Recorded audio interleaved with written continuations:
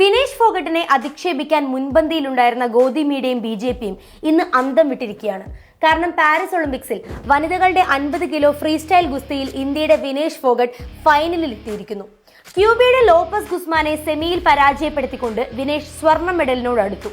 2023 അന്നത്തെ wrestling federation of ഇന്ത്യയുടെ തലവൻ ബ്രിജ് ഭൂഷൺ ശരൺ സിംഗിനെതിരെ രാജ്യത്തെ പ്രമുഖ ഗുസ്തിക്കാർ നടത്തിയ സമരം അത് അടിച്ചമർത്താൻ ശ്രമിച്ച ഭരണകൂടവും മറ്റ് സംവിധാനങ്ങളും അത്ര പെട്ടെന്ന് മറന്നു കാണാൻ വഴിയില്ല. കാരണം ബി.ജെ.പി. MP ആയിരുന്ന ബ്രിജ് ഭൂഷണെതിരെ വനിതാ താരങ്ങളുടെ ലൈംഗികാരോപണമായിരുന്നു ആ സമരത്തിലേക്ക് നയിച്ചത്. എന്നാൽ 2012 മുതൽ റെസ്ലിംഗ് ഫെഡറേഷൻ ഓഫ് ഇന്ത്യ തലവനായ 67-കാരനായ ബി.ജെ.പി. നേതാവിനെ സംരക്ഷിക്കാൻ ഗോതമിയുടെയും ബി.ജെ.പിയും മുന്നിൽ തന്നെയുണ്ടായിരുന്നു. അന്നത്തെ പ്രതിഷേധത്തിൽ മുൻനിരയിലുണ്ടായിരുന്നു വിനേഷിന് പുറമെ സാക്ഷി മാലിക്, ബജ്രംഗ് പുനിയ എന്നിവരും തെരുവിൽ പ്രതിഷേധിച്ചു.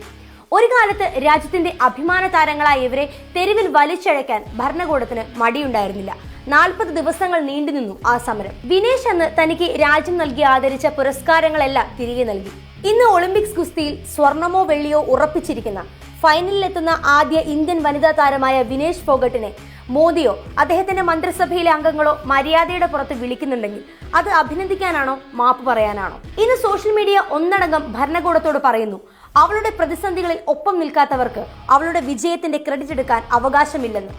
പ്രതിസന്ധികളിൽ നീതി ആവശ്യപ്പെട്ടപ്പോൾ തങ്ങളെ രാജ്യദ്രോഹികളായി മുദ്രകുത്തിയ സർക്കാരിനോട് മറ്റെന്താണ് വിനേഷ് അടങ്ങുന്ന ഗുസ്തി താരങ്ങളുടെ പോരാട്ടത്തിന് പറയാനുള്ളത്?